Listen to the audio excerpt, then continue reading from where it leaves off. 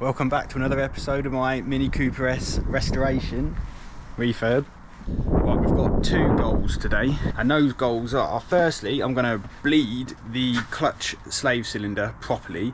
I tried to do it in my last video and it went awry. I think I know where I went wrong, but we'll get on to that in a minute. And the second goal is to remove the world's most stubborn tie rod ends. We've got horrible weather today, it's raining, so I had my helper help me erect the gazebo, aka workshop. Alright, then see that bit, grab that post. Right, now pull it a little bit. Okay, now stop, now push it back in. No, push it back. Right, now pull it. Well, no, then push it. Now pull it. Then push it back a bit. Babe, I haven't got time for this. Are you joking? Okay, so with this slave cylinder, the first thing that I'm going to try, I don't want to have to take it all off if I don't have to, but all I'm going to do is I'm going to undo the bleed nipple. I'm just going to kind of like press on the clutch a couple of times just in case there's something really strange happening, and the easiest, quickest solution will fix it. Okay. So I'm just going to attach my little kind of catch can thing for brake fluid, and then I'm just going to crack the nut. Okay, something's coming out there. I don't know if you saw that. A load of air did come out. Some quite large bubbles. I'm just going to go and give the clutch a pump and see if it does anything at all.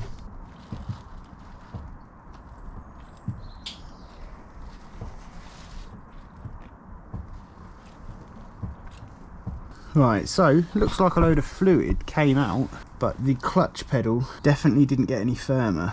So actually, I just watched that footage back on the camera, and it looked like there was quite a lot of air coming out of that when I was pumping the pedal. So I'm going to give it another go just to see what happens. One thing I am going to do though is I'm going to top up the reservoir so that it doesn't run dry, and just see if this does anything.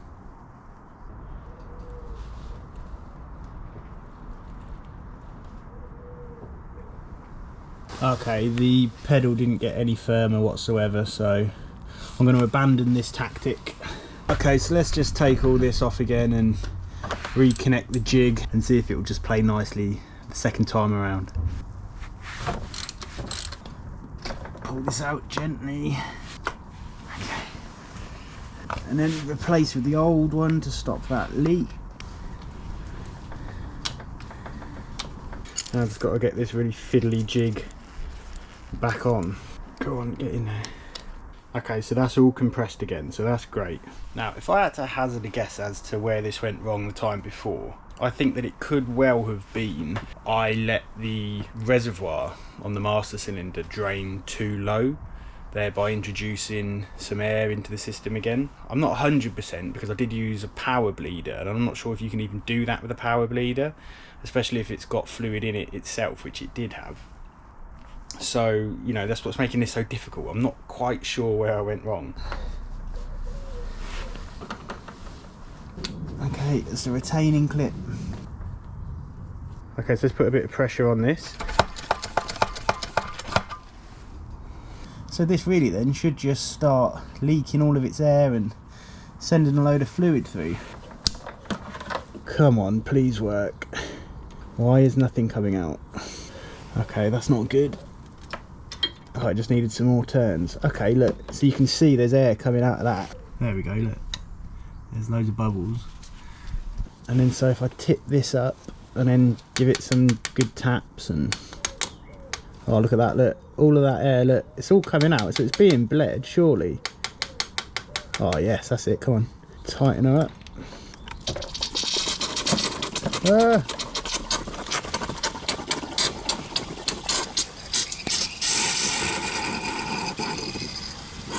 What the hell just happened there?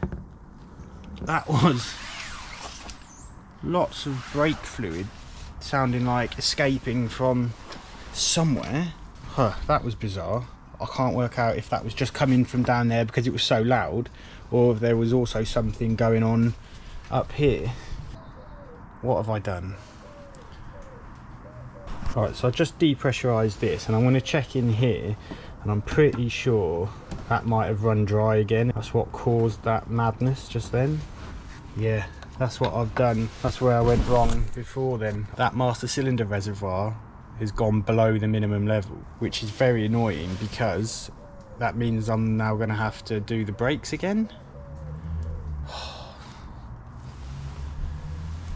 Why is it when you watch these tutorials of people doing it online, it just goes so easily for them, and then there's someone like me, I'm on my second time now and I still keep making the same silly little mistakes.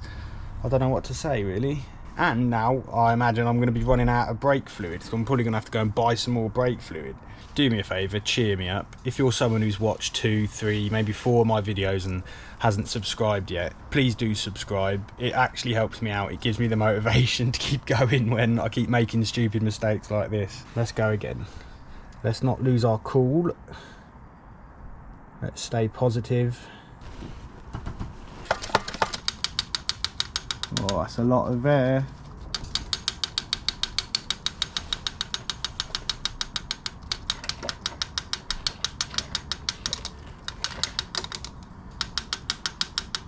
Okay, now do it up.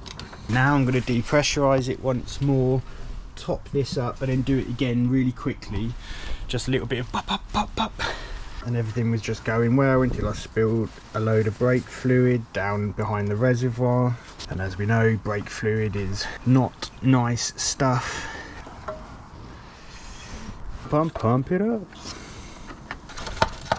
Just back down here, and now I'm just going to give it a little buzz, and then hopefully that should actually be all of the air out, and we won't lose much out of the master cylinder at all. Okay, yeah, more air just came out. That's it, do it up. Alright, what I'm going to do now, before I let the pressure off the power bleeder, I'm just going to run around each 4 corners and just quickly check the brakes, just to make sure that when I screwed up with the reservoir a minute ago by letting it go below minimum, I didn't also mess the brakes up. Okay, so there was just the tiniest little bit of air in 2 of the calipers. I don't think that was related to what just happened up there. That was probably just still trapped in the system. That all kind of looks good to me now, so I can't think of what else I might have screwed up, to be honest with you, in terms of bleeding. And then that should be it, and if it's not, then I don't know what to say. I'm gonna have to just drive the car without a clutch. So the good news is that this reservoir has still got a good amount of fluid in there, which is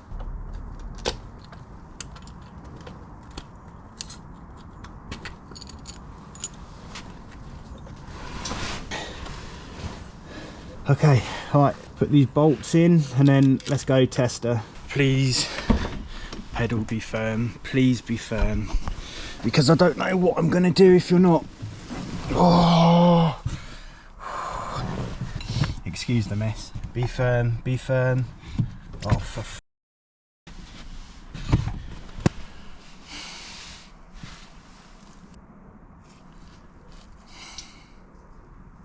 I don't know what to say. And I don't know what to say because I don't know what to do. I don't know what's wrong with it. I've just pumped it a few times just to see if that does anything. There's absolutely no change. It's exactly the same as before. It's just completely soft, goes all the way to the ground and doesn't even have enough pressure to spring back under its own power. I'm out of ideas. I actually don't know what to do. I don't know where I'm going wrong. I can't.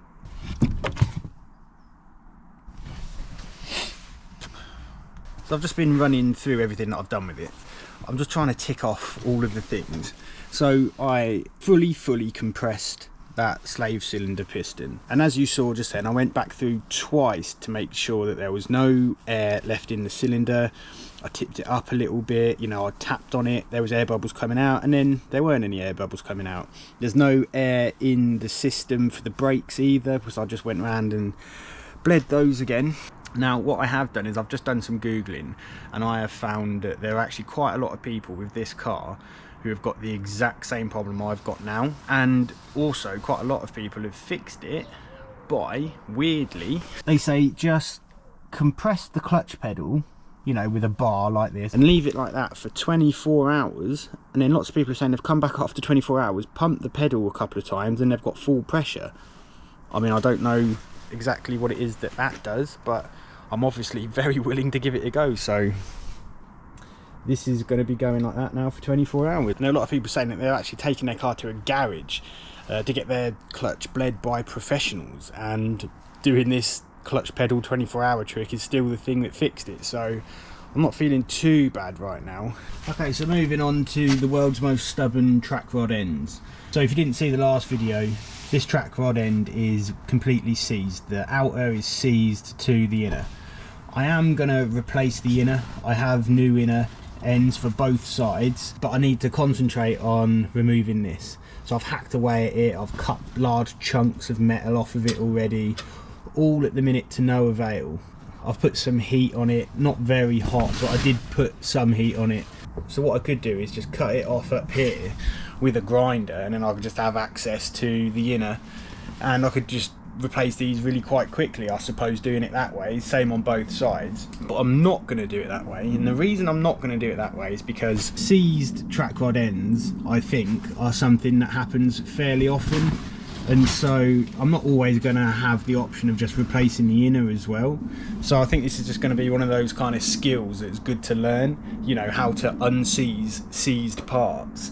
So what I've done, on the advice of pretty much everyone in the last video, is I have gone and invested in some proper fire. And I say investing in it because, as you've probably seen from some of my other videos, there's been quite a few scenarios now where some proper heat would actually have come in great use. So I certainly don't think after today this is going to be the last time I ever use this tool. And shout out to Adam as well, who suggested that I go and buy a pipe wrench rather than using the mole grip plier things that I was using. This should grip it a lot harder. I'm kind of hoping that this comes with instructions, to be honest. No, of course it doesn't, because I think they assume that you're just not a complete novice like I am. You've got some semblance of experience.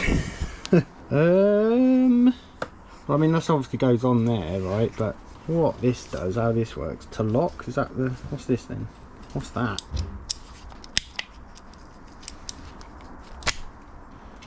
Lock. So that must just be the gas then. Oh, and this is Map X, if that means anything to anyone. Not me. Oh no, it does come with instructions. Always use with a high quality gas.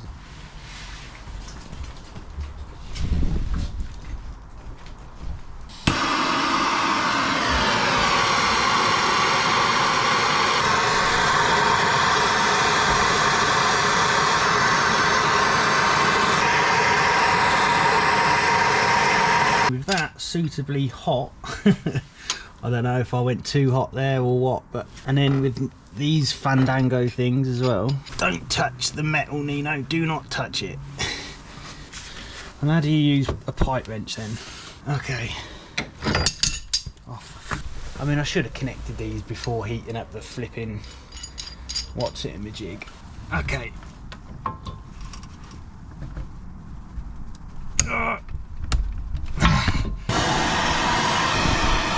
That is glowing red. Come on.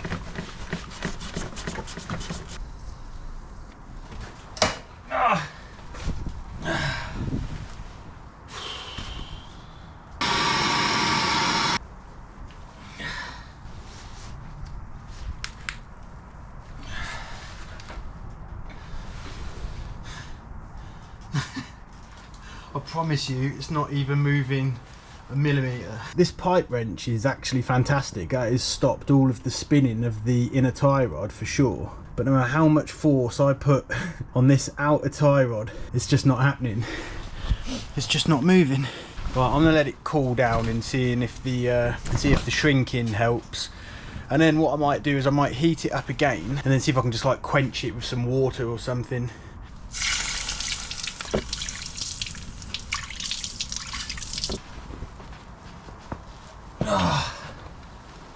Oh, I just cracked my back.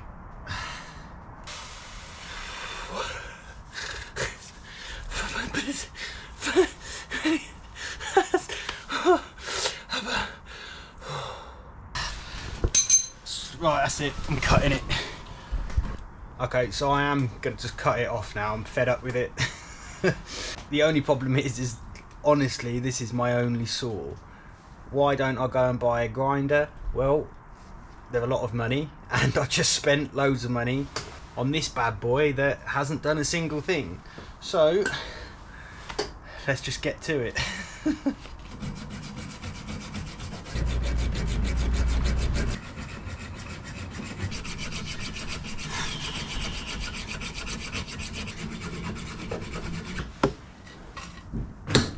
Oh, finally, what a joke. Have you ever known a track rod end to be more of a pain in the arse than this one? This tie rod end was giving me sleepless nights. I'll be glad to see the back of this job. Got it off though now, so all we've got to do now is the inner tie rod, and then this will be the first time I've done track rod ends. And yeah, okay, this first one went like this, but at least now I know how to deal with the problem, even if it does mean butchering it off like this. So now I think I've just got to take this boot off. If I can just work out how to take these clips off, that is. Okay, well, I won't be reusing this, will I? Oh, come on, I haven't come all of this way just for one little clip to defeat me. Oh, yes. They just pull off? This should just pull off, no? Why doesn't that want to come off?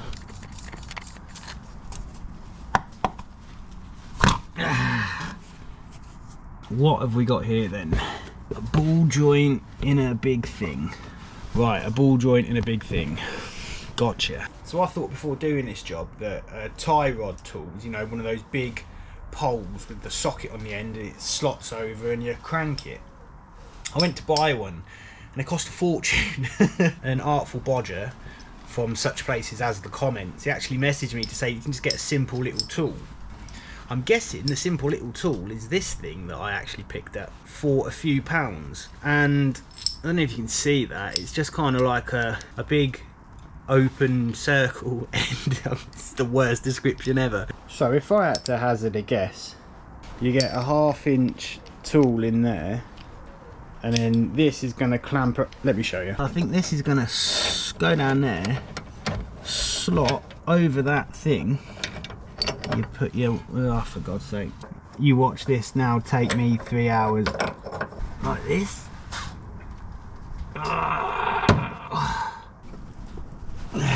No, I think I did it. I think that might have worked, you know. Is that going like that? Yeah, look. I've managed to do one thing at least today. You can see where I butchered the shaft trying to get it out with the pipe wrench and the mole grips. It wasn't coming out. I'm guessing this just should be absolutely like for like, apart from the fact obviously that I've lopped half of this one off. Now there's going to be a few of you looking at this and going, your tracking is going to be so far gone, and to be honest with you, I'm inclined to agree. So what I did do, when I knew I was going to cut this off, I actually marked it with a paint pen, but it looks as though when I've taken the lock nut off of this, it's rubbed the paint away. So that's just another one to add to the list of things that have gone terribly today and yesterday and the day before. How about, I don't know if this would work, but on the driver's side, I haven't touched that yet. Maybe if I was to measure that one, I don't know if they have to be equal on both sides for tracking to be accurate, but I think maybe if I was to measure how many threads are on that one, then it'll give me some idea what to do with the new one, and then at least it will be kind of drivable until I go and get the tracking done. So this is the new track rod end. So all I'm doing just one more time as a sense check, so I don't feel like a complete moron, is I'm just making sure that, yeah, so that screws on right, just as you'd expect, and it screws off left. So I was trying to turn the seized one the correct way at least, so. Okay, so this comes pre-greased, so that's quite good. So I think it's just going to be the reverse, isn't it?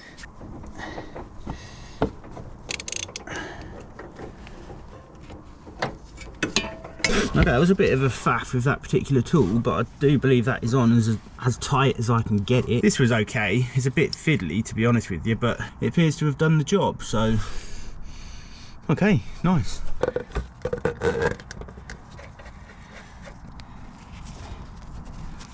Oh, it's so nice to see this going on. Okay, so what I think I'm going to do now is I'm going to measure the driver's side, and I think I'm just going to make them equal. Maybe that'll work. It's 27.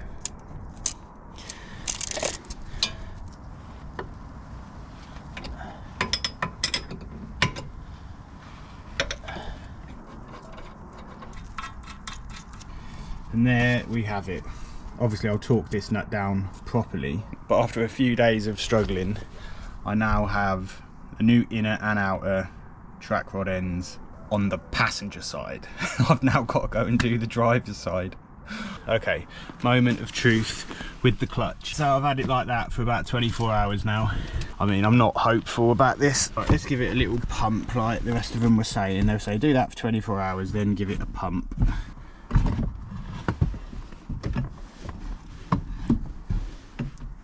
No, nothing. Oh God.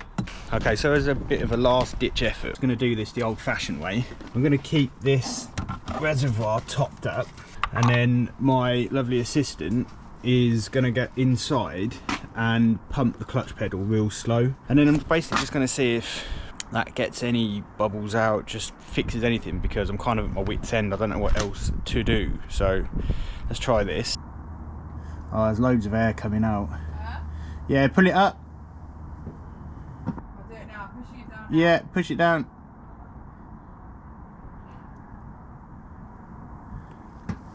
Okay, pull it up. Okay, push it down again slowly.